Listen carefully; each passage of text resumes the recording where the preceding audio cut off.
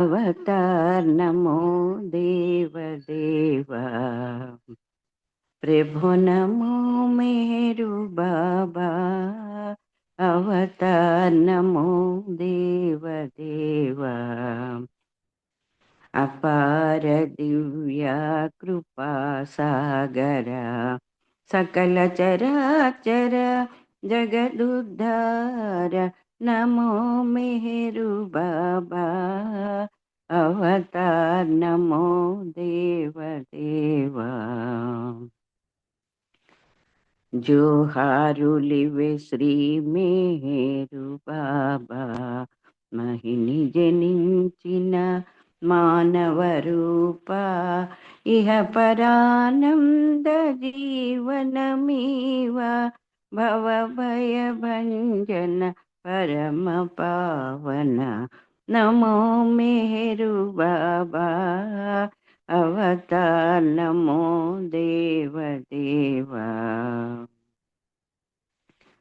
अज्ञानांधतनंतमु जेसी, दिव्य विज्ञान दृष्ट न संगी, हरिषर्वर्गं बंतरिंपग, अव्यय मोक्षं बनुग्रहिंपुमु। नमो मेरु बाबा, अवतार नमो देव देवा। प्रभु नमो मेरु बाबा, अवतार नमो देव देवा। जय मेहर बाबा जय, जय मेहर बाबा जय, जय मेहर बाबा जय, जय मेहर बाबा जय, जय मेहर बाबा जय, जय मेहर बाबा जय, जय मेहर बाबा जय, जय मेहर बाबा जय, जय मेहर बाबा जय, जय मेहर बाबा जय। అవతార్ మెహర్ బాబాకి జై. జై బాబా అండి, అందరికీ జై బాబా. జై బాబా అండి అందరికి. నాకు జాయినింగ్ రాలేదు, అందువల్ల లేట్ అయింది. జై బాబా అందరికి. జై బాబా అమ్మ. జై బాబా. మనం గత కొన్ని రోజులుగా మెహరాబాదు సహవాస విశేషాలు మనం తెలుసుకుంటున్నామండి. అది ఎప్పుడు జరిగిందంటే 1958 ఫిబ్రవరి 14 నుండి 26 వరకు జరిగింది. నిన్నటి రోజు ఏం తెలుసుకున్నామో ఒకసారి మననం చేసుకుని ఈ రోజు విషయంలోకి వద్దాం. అంటే ఈ సహవాసులో బాబా 3 భాషల వాళ్ళకి సహవాస భాగ్యాన్ని కలిగించారు. అంటే ఈ సహవాసులో బాబా ప్రతి వాళ్ళకి కూడా వ్యక్తిగతంగా స్పర్శ భాగ్యం, ఆలింగన భాగ్యం ఇచ్చారు. నెక్స్ట్ సందేశాలు ఇచ్చారు. బాబా వాళ్ళతో గ్రూప్ ఫోటోలు తీయించుకున్నారు.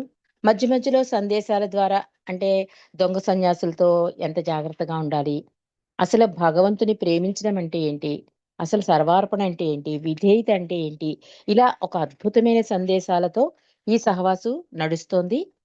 నిన్నటి రోజు 17వ తారీఖు వరకు మనం చదువుకున్నాం.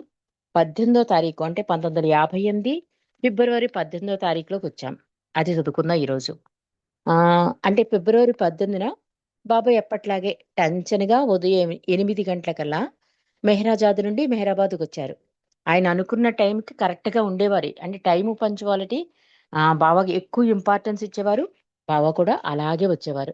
8 గంటకల్లా బాబా మెహరాజాద్ నుండి మెహరాబాద్కు వచ్చారు.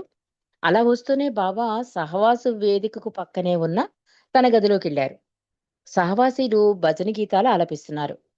బాబా రాకకు పూర్వమే కొన్ని క్షణాల ముందరనే సాకోరిలోని ఉపాసిని మహారాజ్ ఆశ్రమం నుండి గోదావరి మాయి, ఆమెతో పాటు మరో 2 కన్యలు కూడా వచ్చారు.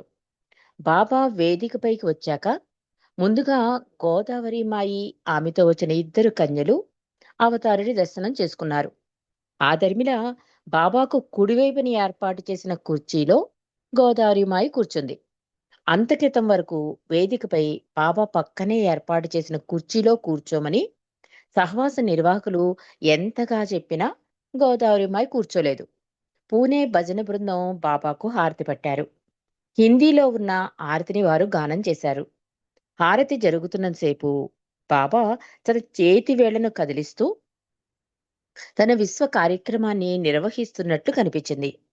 బాబా గోదావరిమాయితో మాట్లాడుతూ ఇటీవల ప్రతిరోజు సాయంత్రం 5 గంటలప్పుడు తాను మంచినీళ్లు తాగబోతుంటే కొరబోతోందని, చిన్నపాటి దగ్గులాగా వస్తోందని, ఇదేదో డార్క్ క్లౌడ్ ప్రభావమేనని తనకు గుర్తొస్తోందని బామెతో అన్నారు. అంటే ఇవన్నీ సౌజ్ఞలతో బాబా గోదావరిమాయితో చెప్తున్నారు. గోదావరిమాయి కూర్చోమంటే బాబా రాకముందే ఆవిడ కుర్చీ చూపిస్తే కూర్చోలేదు. బాబా వేదిక మీదకి వచ్చాక అప్పుడు బాబా అప్పుడు కుర్చీలో కూర్చున్నారట. బాబా ఆమెతో సౌజ్ఞలతో చెప్తున్నారు. గోదావరిమాయిని సహవాస కార్యక్రమంలో మధ్యాహ్నం దాకా ఉండమన్నారు బాబా. ఆ తర్వాత సాయంత్రం 3 గంటలకు తిరిగి సహవాసలో పాల్గొనమన్నారు. ఈ సహవాస ఏర్పాటు గురించి, ఎదురైన సమస్యల గురించి బాబా గోదావరిమాయికి చెప్పారు. సహవాస ఏర్పాట్లలో మండలి సభ్యుడైన పెండు కృష్ణి బాబా అభినందిస్తూ అతని ఆరోగ్యం బాగోలేకపోయినా ఓ యంత్రంలా కష్టపడ్డాడని, ప్రతి చిన్న విషయాన్ని జాగ్రత్తగా నాకు యశోద లాంటిది, దీని వెనక ఉన్న కథ చెప్తాను అన్నారు. అంటే ప్రతి విషయం, చిన్న విషయాన్ని కూడా యశోద చూడండి ఎట్లా శ్రద్ధ తీసుకుందో, అలా ఒక తల్లిలా, అంటే దత్తత తీసుకున్న తల్లి, దాని వెనక ఒక కథ, దీని గురించి చెప్తున్నారు బాబా. గోదావరిమాయకి ఏం చెప్తున్నారు అంటే, ఇక్కడ ప్రింటింగ్ ఏదో తేడా ఉంది. మిస్ అయింది ఏదో పేజ్. అంటే పెండు గురించి చెప్పారు. ఆ తర్వాత బాబా యశోద గురించి చెప్తున్నారట. అదేంటంటే, నా కృష్ణావతారంలో ఆమె నా యశోద అన్నారు. ఇందులోనే ఆమెలో ఉన్న గొప్పతనం ఇమిడి ఉంది అన్నారు బాబా. ఒక రోజున ఉపాసని మహారాజు తన చుట్టుపక్కల ఉన్న శిష్య బృందాన్ని ఉద్దేశించి మేర్వాను కొంగును గట్టిగా పట్టుకోమని ఆదేశించారు. ఆ రోజుల్లో ఆయన నన్ను మేర్వానుగా పిలిచేవారు. బాబా చెప్తున్నారు గోదావరి మాయితో. అప్పుడు ఆ తర్వాత కూడా సాకోరిలోని ఒక ప్రత్యేక వాతావరణం ఏర్పడింది. ప్రస్తుతం ఈ సహవా సమయంలో ఉపాసిని మహారాజు మన మధ్యనే ఉన్నారు. నేను మీకు చెప్పబోతున్న దానికి ఆయన ప్రత్యక్ష సాక్ష్యంగా నిలుస్తారు. అంతేకాదు, నేను చెప్పేదంతా కూడా 100% సత్యం. ఒకరోజు రాత్రి ఉపాసిని మహారాజు తన చుట్టూ ఉన్న శిష్య బృందంతో మేర్వాను కొవ్వు గట్టిగా పట్టుకోండి అని ఆదేశించాక రోజులు బాగానే గడిచాయి. ఉపాసనికి అత్యంత సన్నిహిత శిష్యుడైన యశ్వంతరావుకు కూడా ఆ రోజు రాత్రి ఏం జరిగిందో తెలియదు. యశ్వంతరావు నేటి సహవాసికి వచ్చాడు. అతను ఇక్కడే సహవాసులతో కూర్చున్నాడు అన్నారు బాబా. ఏం జరిగిందో బాబా వివరిస్తూ ఇలా అన్నారు. నేను మహారాజు ఇద్దరం సాకోరి ఆశ్రమంలోని ఒక కుటీరంలో కూర్చున్నాం. మహారాజు నాతో మాట్లాడుతూ తన 2 చేతులు జోడించి, మేర్వాన్, నీవు అవతారుడవు అని గంభీరంగా ప్రకటించాడు. ఆ తర్వాత తనని విడిచి వెళ్ళిపోమనమని హెచ్చరించారు. త్వరలో నీ పట్ల ద్వేషభావం, నీ పట్ల వ్యతిరేకత ఆశ్రమంలో నెలకొంటుందని కూడా ఉపాసిని మహారాజు మేర్వాన్తో చెప్పారు. నేనెవరినైతే నీ కొంగును గట్టిగా పట్టుకోమన్నానో వారందరూ నిన్ను వ్యతిరేకిస్తారు అని కూడా మహారాజ్ చెప్పారు. అంతేకాదు, నేడు నిన్ను ఎవరైతే అనుసరించాలనుకుంటారో వారందరూ కూడా నిన్ను విడిచి వెళ్ళిపోతారని, ఇలాంటి వాతావరణాన్ని తానే స్వయంగా సృష్టించానని మహారాజు నాతో స్పష్టం చేశారని బాబా వివరించారు. ఇక గోదావరి మాయ గొప్పతనం గురించి కూడా బాబా తెలియజేస్తున్నారు. ఆ మాదిరిగా ఆ రోజుల్లో సాకోరిలో 2 భిన్న గ్రూపులు ఏర్పడ్డాయి. నన్ను ప్రేమించేవారు, అలాగే నన్ను అనుసరించే బృందం ఉండేది. రెండోది, నన్ను చూసి అసూయపడేవాళ్ళు. అంటే నన్ను వ్యతిరేకించే వర్గం మరొకటి ఉండేది. నన్ను వ్యతిరేకించేవారు మహారాజు సృష్టించిన పరిస్థితిపై ఆనందించేవారు. నన్ను అమితంగా ప్రేమించే వర్గంలో మహారాజుకి సన్నిహితురాలైన దుర్గాబాయి కర్మర్కర్ అగ్రభాగాన ఉండేది. నన్ను వ్యతిరేకించే బృందంలో ఒక బ్రాహ్మణుడైన తలాతి అనే వ్యక్తి ఉన్నాడు. అంటే ఈ గోదావరిమా ఇక్కడ ఈ సభలోకి రాగానే ఉపాసిని మహారాజ్ సమక్షంలో జరిగిన విషయాలన్నీ కూడా బావ తెలియజేస్తున్నారు. ఎలాంటి పరిస్థితులు ఉన్నాయి, ఉపాసిని మహారాజ్ తనని ఎలాగా ఆ, భగవంతుడిగా డిక్లేర్ చేశారు, ఆ సమయంలో పరిస్థితులు ఎలా ఉండేవి అని చెప్తున్నారు. ఎందుకంటే ఉపాసిని మహారాజు ఫాలోయర్స్ అప్పుడు ఎక్కువగా ఉండేవారు. బాబాని సడన్ గా ఆయన కొంగు పట్టుకోమని అంటే కనుక పరిస్థితులు నిజంగా వ్యతిరేకంగానే కదా ఉంటాయి. సడన్ గా ఎవరికి అందుకోలేరు. మహారాజునే దైవంగా భావిస్తున్నారు కనుక. అప్పటికి గురువు మీద విధేయత చూపించడం కోసం, విధేయత కోసం మెహర్ బాబాని ప్రేమించిన వాళ్ళు అంటే ఒక వర్గం ఉన్నారు. ఎందుకంటే ఉపాసనీ మహారాజు మీద ఆ మాటల మీద విధేయత కోసం బాబాని ప్రేమించిన వాళ్ళున్నారు. కానీ గురువు యొక్క మాటని పక్కకు పెట్టేసి, గురువే నాకు ఇంపార్టెన్స్ అన్నవాళ్ళు మాత్రం ఈ బాబా మీద అసూయ పడేవాళ్ళు అదో వర్గం ఉండేది అని చెప్తున్నారు బాబా. అలాగే తలాతి అని ఒక వ్యక్తి ఉన్నాడు. అతను బ్రాహ్మడు. ఆ తలాతి అనేవాడు స్థానిక గ్రామ రెవెన్యూ అధికారి.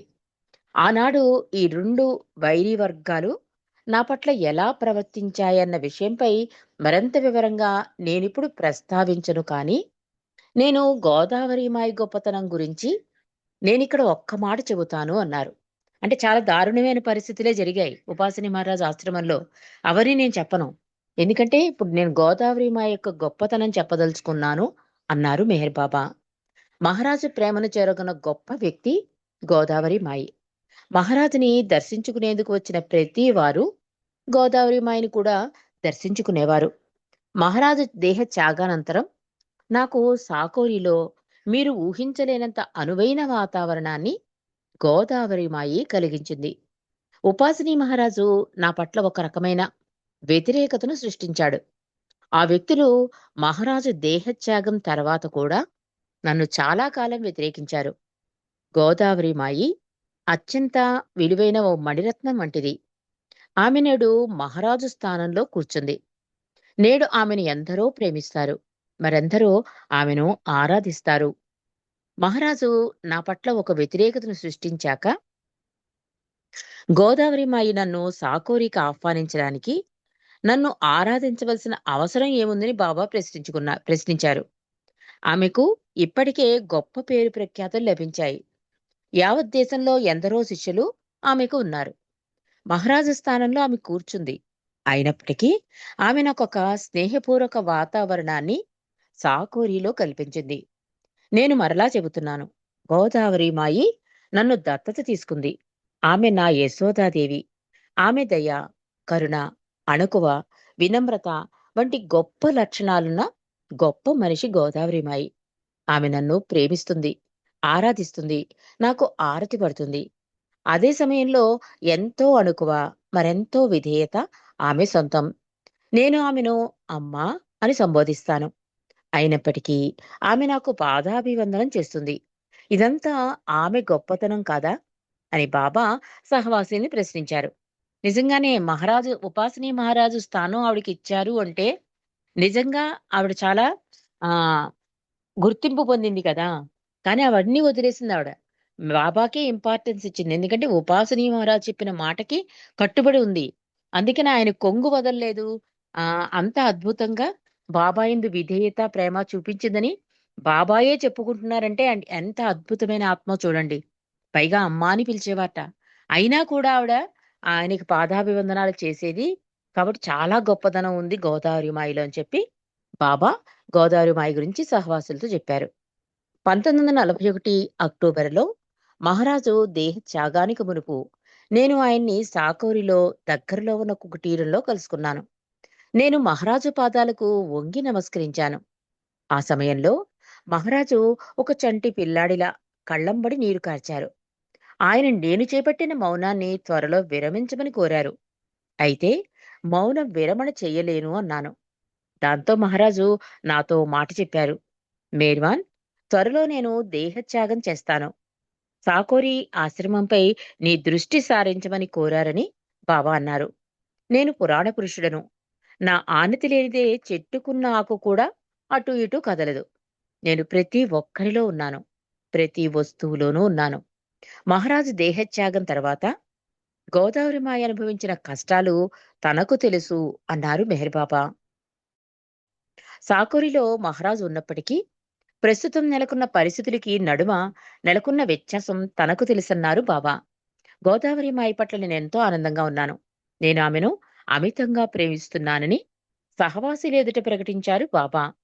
అనంతరం పూణే భజన బృందాన్ని ఒక చక్కని భజన చేయమన్నారు. గోదావరి మాయకే చూస్తూ ఇప్పుడు నేనెలా కనబడుతున్నాను అన్నారు బాబా. బాగున్నావు బాబా అని క్లుప్తంగా ఆమె జవాబిచ్చింది. అంటే బావ ఎందుకు ఈ గోదావరి మాయని పరిచయం చేశారు అంటే, ఒకసారి విశ్వాసం గురి కుదిరాక ఆ పట్టును అలాగే ఉంచాలండి. ఏ రకమైన తేడా అంటే వాళ్ళిలా అంటున్నారు, వీళ్ళిలా అంటున్నారు అన్నది ఉండకూడదన్నమాట. ఆవిడ ఉపాసిని మహారాజుని గురువుగా భావించి, ఆయన మాటకు కట్టుబడి, పూర్తి విధేయతతో బాబాకి అంకితమైపోయింది. అలా ఉండాలి విశ్వాసం అన్నా, విధేయత అన్నా. ఒక గురువుని గాని, ఒక దైవాన్ని గాని నమ్ముకుంటే కనుక అలాంటి దృఢ విశ్వాసం. అందుకే బాబా 7 రియాలిటీస్ ఇచ్చారు. ఈ 7 రియాలిటీస్ ఏంటి? ఇంకక్కడ అది తప్ప ఇంకోటి ఉండకూడదన్నమాట. అలాంటి అద్భుత ఆత్మ గోదావరిమాయి. అందుకని బాబా అంత అద్భుతంగా సహవాసులకి పరిచయం చేశారు. దీనివల్ల మనకందరికీ అవగతం అవ్వాల్సింది ఏంటంటే, బాబా కొంగును పట్టుకున్నాక మళ్ళీ వేరే ఆలోచన చేయకూడదు. ఆయనకే పూర్తిగా సర్వార్పణ అయిపోవాలి. ఎలాంటి పరిస్థితులు ఎదురైనా. మరి గోదావరి మాయికి మహారాజా ఆశ్రమంలో దేహత్యాగం చేశాక చాలా కష్టాలు అనుభవించిందని బాబాయే చెప్తున్నారు. అయినా బాబాని వదలలేదావిడ. అలాంటి పట్టు ఉండాలి అని చెప్పడం కోసం బాబా ఈ గోదావరి మాయి గురించి మనకి తెలియజేశారు. కాబట్టి గొప్ప అద్భుతమైన భాగ్యశాలి గోదావరి మాయి. నేను మీ తండ్రిని, మీ తల్లిని కూడా నేనే. నాలోనే మీ తల్లి, తండ్రి ఇద్దరూ ఉన్నారని బాబా పలుమార్లు తన సందేశంలో ప్రవచించారు. భగవంతుడు ఒక్కడే. అతనిలోనే తల్లి, తండ్రి ఇద్దరూ ఉన్నారు. భగవంతుడు అందరిలో అన్నిటా ఉన్నాడు. వీటన్నిటికీ ఆవల కూడా దేవుడున్నాడు. భగవంతునికి ఆవల ఉన్న భగవంతుడు భగవంతుడిగానే కాకుండా ఏకకాలంలో తల్లిగా, తండ్రిగా ఉన్నాడని బాబా చాలా స్పష్టంగా చెప్పారు. ప్రాపంచికంగా ఉన్న తల్లిదండ్రుల గురించి మాట్లాడుకుందాం అంటూ బాబా ఇలా అన్నారు. ఒక దంపతులకి 7 సంతానం ఉన్నారనుకుందాం. వారిలో 6 కొడుకులు చురుకైనవారు, ఆరోగ్యవంతులు.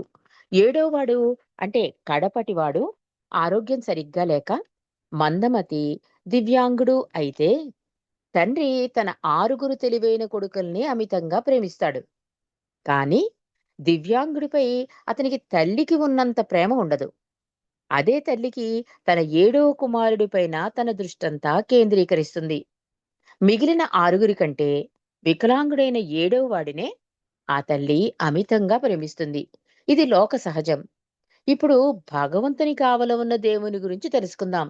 బాబా 2 కంపారిజన్ చేస్తున్నారు. అంటే ప్రాపంచికంలో తల్లిదండ్రులు ఎలా ఉంటారు, భగవంతుడే తల్లి తండ్రి అయితే ఎలా ఉంటాడు చెప్తున్నారు బాబా. ఇతనిలో తల్లి తండ్రి ఇద్దరూ ఉన్నారు. ఎక్కడ? ఆవల ఉన్న దేవుని గురించి చెప్తున్నారు.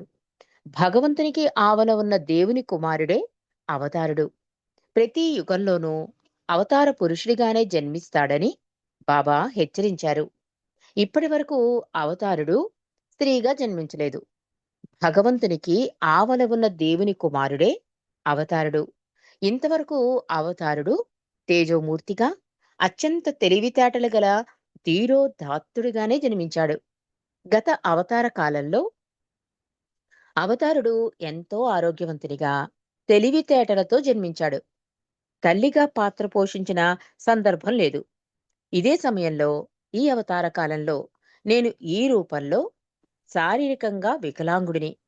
1952లో అమెరికాలో జరిగిన ఘోర కారు ప్రమాదంలో నా ఎడమ భాగం తల నుండి పాదం వరకు తీవ్ర గాయాలయ్యాయి.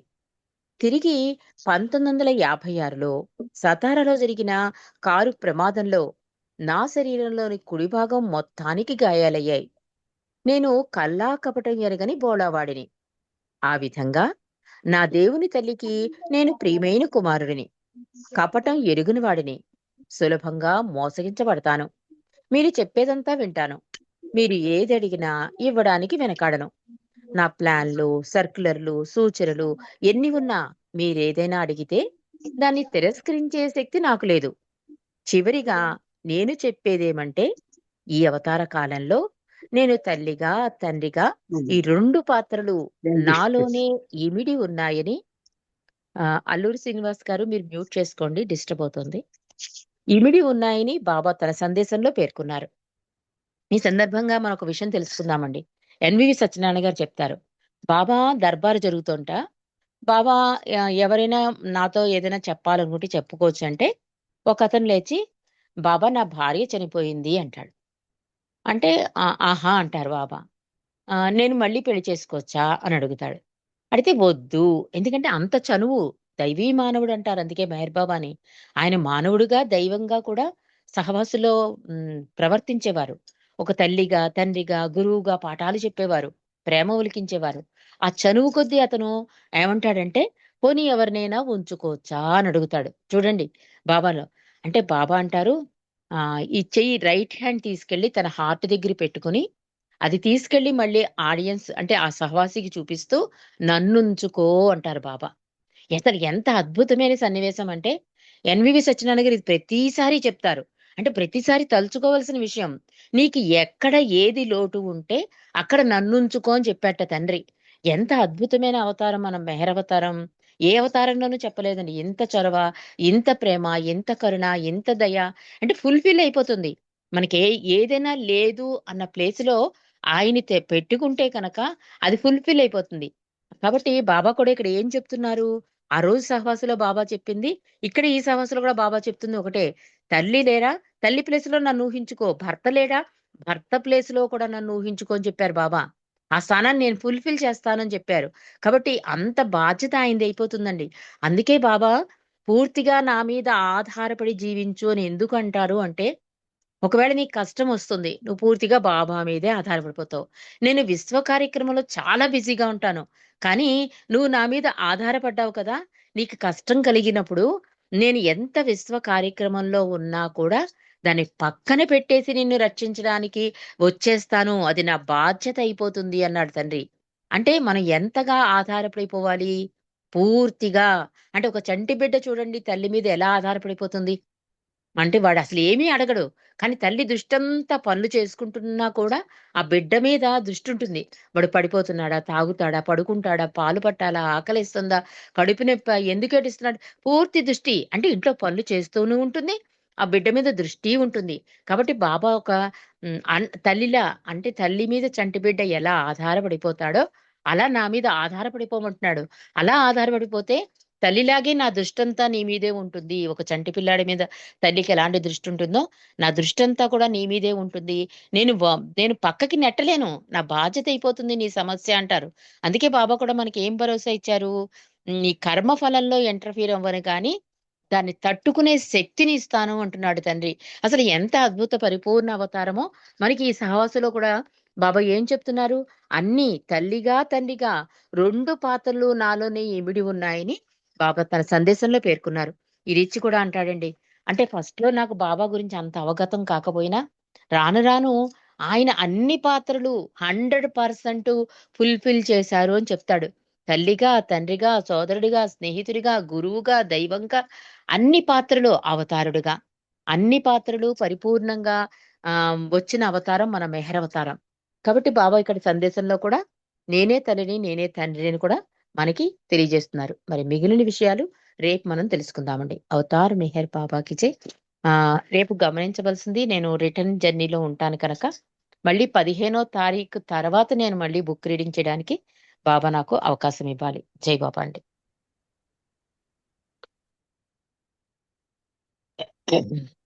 నాగమణి మీరు హారతి ఇవ్వండి. జై బాబా.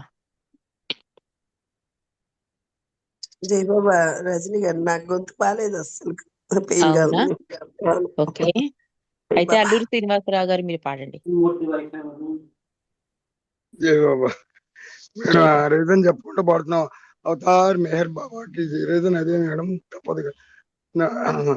దేవాది దేవా ప్రేమ స్వభావ ప్రభో మేరు బాబా ప్రియతమ మనసు హారతి దే, ప్రియతమా మనసు హారతి దే, ప్రేమ జ్యోతి మా హృది వెలిగించు, కామ క్రోధముల మది తొలగించు, దామను వీడక నిన్ను ప్రేమించు, దామను వీడక నిన్ను ప్రేమించు, మము కరుణించవయ్యా ప్రియతమా మనసు హారతిదే, ప్రియతమా మనసు హారతిదే, నీ దివ్య నామమే మదిని స్మరించు, నీ దివ్య రూపమే తుది తిలకించు, నీ దివ్య పదములే ఆరాధించు, ఈ దివ్య పదములే ఆరాధించు మము కరుణించవయ్యా ప్రియతమా మనసు హారతిదే ప్రియతమా మనసు హారతిదే అహంకారము హారతి కాగా అహంకారము హారతి కాగా ఇహమే పరమై ప్రకాశించగా ఇహమే పరమై ప్రకాశించగా పాహి శరణు సాయుధ్యము పొందగా పాహి శరణు సాయుధ్యము పొందగా మము కరుణించవయ్యా ప్రియతమా మనసు హారతిదే ప్రియతమా మనసు హారతిదే దేవాది దేవ ప్రేమ స్వభావ ప్రభో మేరు బాబా ప్రియతమా మనసు హారతిదే ప్రియతమా మనసు హారతిదే. థ్యాంక్ యూ అండి రజనీ మేడం గారు. చక్కగా ఉపాసని మహారాజు వారి గురించి, బాబా వారి తల్లి తండ్రి అనే విషయాల గురించి చక్కగా మీరు వివరించారు. మీకు ధన్యవాదాలు. జై బాబా అండి. అందరికీ జై బాబా. జై బాబా అండి. అందరికీ జై బాబా. జై బాబా అమ్మ, అందరికి జై బాబా. జై అదో బాబా. రేపటి జై మెహర్ బాబా. అమ్మ రజని అందరికీ జై బాబా. రజని చెప్పండి. రేపటి నుంచి ఉమా గారు బుక్ రీడింగ్ చేస్తా ఉన్నారు కదా, మెసేజ్ అది పెట్టేయండి. అది అనౌన్స్ చేసి అమ్మా. అదే గ్రూప్ లో మెసేజ్ పెట్టేస్తారు ఉమారాణి గారు. ఆహా, సరే అలాగే. పెడతానండి తప్పకుండా. నేను జై బాబా. పెట్టేశాను మెసేజ్. 16th వరకు నాకు అవ్వదు, ఎందుకంటే వైజాగ్ గుంటూరు అవన్నీ వెళ్ళవలసి ఉంది. అందుకని సరేనా. జై బాబా. జై బాబా. జై బాబా. జై బాబా అండి. అందరికీ జై బాబా. జై బాబా. జై బాబా అండి. అందరికీ జై మెహర్ బాబా. జై బాబా. అందరికి జై బాబా అండి.